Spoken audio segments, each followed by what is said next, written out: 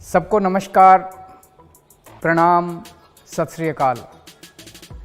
Hello नमस्कार दोस्तों, दिल्ली के प्रादेशिक समाचार के स्टूडियो में आप सभी का बहुत बहुत स्वागत है। दोस्तों यहाँ पर आपको देखने को मिलेगा दिल्ली से जुड़ी सारी बड़ी खबरें, मुख्य समाचार, ब्रेकिंग न्यूज अपडेट के रूप में, इसलिए वीडियो को शुरू से अंत तक जरूर देखिएगा।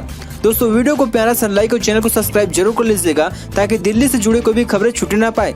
चलिए दोस्तों टाइम वेस्ट न करते आगे बढ़ते हैं खबर की ओर। किराए में संशोधन की मांग को लेकर कैब ड्राइवरों ने हर सोमवार डिजिटल स्ट्राइक करने का किया ऐलान। दिल्ली में बढ़ते तेल की कीमतों को लेकर कैब ड्राइवर काफी समय से किराए संशोधन की मांग कर रहे हैं। अभी इन ड्राइवरों ने किराया संशोधित नहीं होने तक ऐप का बहिष्कार करने की धमकी दी है। इसके साथ ही हर सोमवार को राइड हेल्डिंग प्लेटफार्म से जुड़े ड्राइवरों ने डिजिटल स्ट्राइक की घोषणा भी की है। दिल्ली में कई संचालक संघ के नेताओं ने कहा कि जब तक किराए संशोधन की उनकी मांग पूरी नहीं हो जाती तब तक वे सप्ताह के पहले दिन राइड हेल्डिंग ऐप का बहिष्कार करेंगे। इन ड्राइवरों का कहना है कि अब वे हर सोमवार को जंतर मंतर पर अधिक से अधिक ड्राइवरों को इकट्ठा होंगे। दिल्ली के सर्वोदय ड्राइवर्स एसोसिएशन के अध्यक्ष कमलजीत गिल ने सोमवार को कहा कि हम सप्ताह में एक दिन किसी भी ऐप के जरिए कैब सेवा के लिए ड्राइविंग का बहिष्कार करेंगे। सॉल्यूशन के अध्यक्ष सुमित भारद्वाज ने भी साप्ताहिक विरोध के लिए अपने समर्थन की घोषणा किया है। सुमित ने कहा कि ड्राइवरों ने दिल्ली सरकार द्वारा आश्वासन दिए जाने के अप्रैल में अपने आंदोलन को स्थगित कर दिया था। परिवहन मंत्री ने 19 अप्रैल को हमसे मुलाकात की। एक दिन के भीतर किराए में संशोधन के लिए एक समिति का गठन किया गया था। दिल्ली में गर्मी को लेकर मौसम विभाग का नया अपडेट, बादल छाए रहने की संभावना, जाने लेटेस्ट अपडेट। दिल्ली के मौसम में बदलाव की संभावना जताई जा रही है। राष्ट्रीय राजधानी दिल्ली में मंगलवार को न्यूनतम तापमान सामान्य से 1 डिग्री अधिक 27.5 डिग्री सेल्सियस दर्ज किया गया। मौसम विभाग ने दिन में गरज के साथ छींटे पड़ने, बिजली चमकने और आंशिक रूप से बादल छाए रहने की संभावना जाहिर की है। भारत मौसम विज्ञान विभाग द्वारा साझा किए गए आंकड़ों के अनुसार मंगलवार को सुबह 8:30 बजे हवा में सापेक्षिक आर्द्रता का स्तर 57% था। आंशिक रूप से बादल छाए रहने से दिल्ली में सोमवार को अधिकतम तापमान में मामूली सी गिरावट आई थी। हालांकि भी सामान्य से 2-4 डिग्री ऊपर बना हुआ है। दिल्ली के सफदरजंग वेधशाला में अधिकतम तापमान सामान्य से 2 डिग्री अधिक 42.4 डिग्री सेल्सियस दर्ज किया गया। रविवार को यह 45.6 डिग्री सेल्सियस था, जो इस साल अब तक का सबसे अधिक तापमान है। मौसम विभाग ने मंगलवार को दिन में गरज चमक के साथ छींटे पड़ने और बिजली चमकने तथा आंशिक रूप से बादल छाए रहने का अनुमान जताया है। इसके साथ ही शहर में अधिकतम तापमान 41 डिग्री सेल्सियस के आसपास रहने की संभावना भी है। दिल्ली की सड़कों पर अवैध अतिक्रमण को लेकर एससी को केजरीवाल सरकार को नोटिस, कोर्ट ने पूछा कैसे बचेगा समाज। दिल्ली हाईकोर्ट ने दिल्ली सरकार व अन्य को दिल्ली की सड़कों पर हुए अवैध अतिक्रमण को लेकर दायर जनहित याचिका पर सुनवाई करते हुए एक नोटिस जारी किया गया है। हाईकोर्ट ने दिल्ली सरकार व अन्य को नोटिस जारी करते हुए कहा कि एक सभ्य समाज कैसा बचेगा अगर हमारे पास दिल्ली में सड़कों के बीच अवैध धार्मिक स्ट्रक्चर बने हैं। तो दिल्ली में अवैध अतिक्रमण के खिलाफ नगर निगम का बुलडोजर अभियान चलाई जा रही है, जिसे लेकर दिल्ली की केजरीवाल सरकार कांग्रेस केंद्र पर निशाना साध रही है। ये पहली बार नहीं है जब अदालत ने इस तरह का नोटिस दिल्ली सरकार व अन्य को भेजा है। इससे पहले साउथ एमसीडी द्वारा दिल्ली के शाहीन बाग में अवैध अतिक्रमण के खिलाफ चलाए जा रहे बुलडोजर पर सुप्रीम कोर्ट ने रोक लगाई थी। हालांकि सुप्रीम कोर्ट ने साफ कह दिया है कि यदि वहां पर अतिक्रमण है तो उन्हें तुरंत हटा लिया जाए। इसके साथ ही कोर्ट ने कहा कि अगर निगम किसी तरह की गलत कार्रवाई करता है तो पीड़ित हाईकोर्ट द्वारा रुक कर सकता है।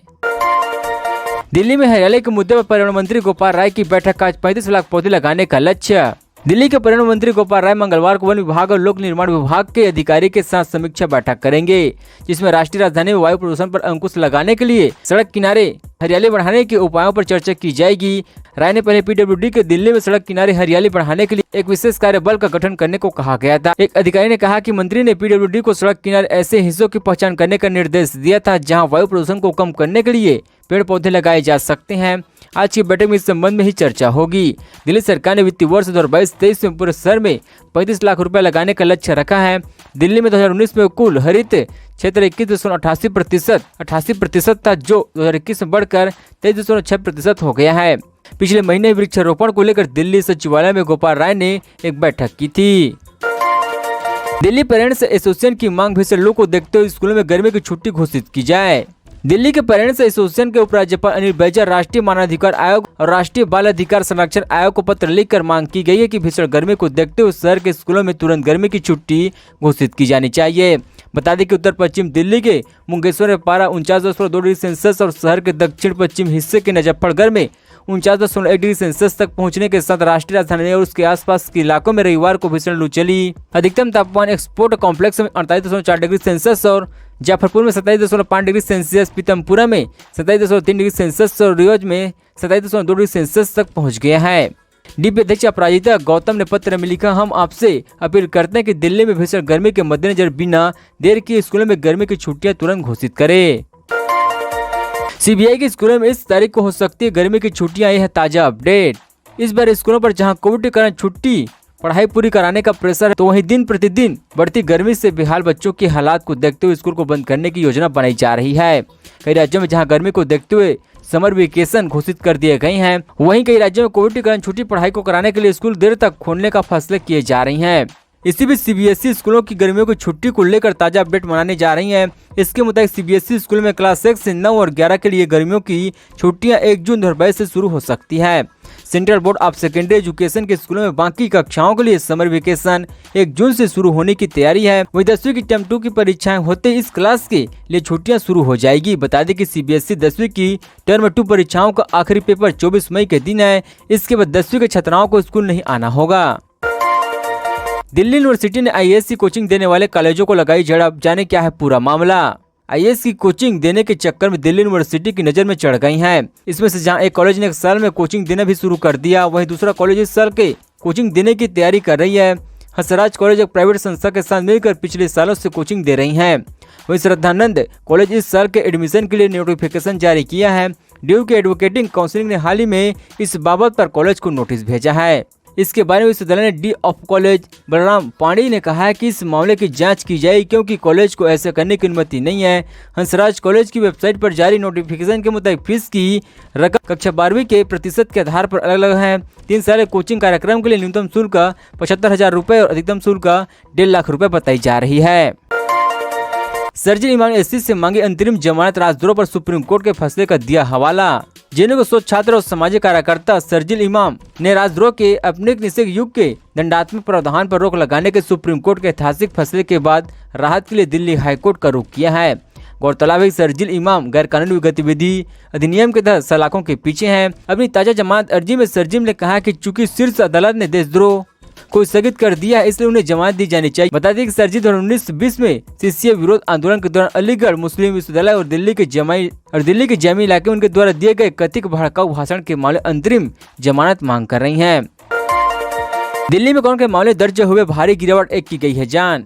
दिल्ली में सोमवार को कोविड के ताजा मामलों में काफी गिरावट दर्ज की गई है, जो पिछले दिन के 613 के मुकाबले 377 है, जबकि फिर 1 की जान गई है। स्वास्थ्य बुलेटिन के अनुसार इसी बीच कोविड संक्रमण दर मामूली से बढ़कर 3.37% हो गई है, जबकि एक्टिव केस की संख्या बढ़कर 3,228 हो गई है।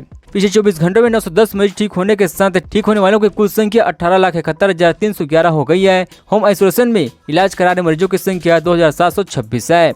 नए मामलों के साथ शहर में कोविड के मामलों की कुल संख्या 19,07,035 हो गई है, जबकि मरने वालों की संख्या बढ़कर 26,196 हो गई है। शहर में कोविड के नियंत्रण क्षेत्रों की संख्या 1,486 है। पिछले 24 घंटों में कुल 11,198 नए टेस्टिंग किए गए हैं। 9,819 आरटीपीसीआर और 1,379 रैपिड एंटीजन टेस्ट हैं। कुल 3,82,33,766 टेस्ट किए गए हैं। सड़क हादसे में मारे गए संदीप ने 4 लोगों को दिया नया जीवन, दान की दोनों किडनी और लीवर। दिल्ली में सड़क हादसे का शिकार हुए युवक ने मौत के बाद एम्स के डॉक्टर और परिवार के सहमति से 4 लोगों को नया जीवन दान दिया है। बता दें कि संदीप नाम के युवक की 13 मई को सड़क हादसे में गंभीर चोट आई थी, जिसका संदीप को गुरुग्राम के पारसा अस्पताल में भर्ती कराया गया था। सिर में गंभीर चोट लगने का कारण युवक को दिल्ली एम्स के ड्रामा सेंटर में रेफर कर दिया गया था, लेकिन डॉक्टरों की लाख कोशिश के बाद भी संदीप को बचाया नहीं जा सका और 14 मई को उन्हें मृत घोषित कर दिया गया। इस दुख घड़ी में भी संदीप के परिवारों ने अंगदान के लिए सहमति दी, जिसके बाद उनके लीवर, हार्ट और 2 किडनी से 4 लोगों को नई जिंदगी मिली है। वही दोनों कार्यों को प्रवर्ज कर लिया गया है। इससे 2 लोगों को आंखें की रोशनी मिल सकेगी। National organ and kidney transplant organisation अंगों का एलोकेशन किया गया। एम्स में 16 साल के एक मरीज में हार्ट ट्रांसप्लांट किया गया है। वहीं एम्स में एक 44 साल के एक मरीज का लीवर ट्रांसप्लांट किया गया है। दोस्तों खबरों का सिलसिला बस यहीं तक। दोस्तों वीडियो जानकारी आपको अच्छा लगा, वीडियो को प्यारा सा लाइक कीजिए। दोस्तों आप दिल्ली निवासी हमारे चैनल को सब्सक्राइब, दिल्ली जुड़ी सारी बड़ी खबरें इस तरह से मिलते रहे। चलिए दोस्तों अगली वीडियो मिलते हैं। जय हिंद, जय भारत।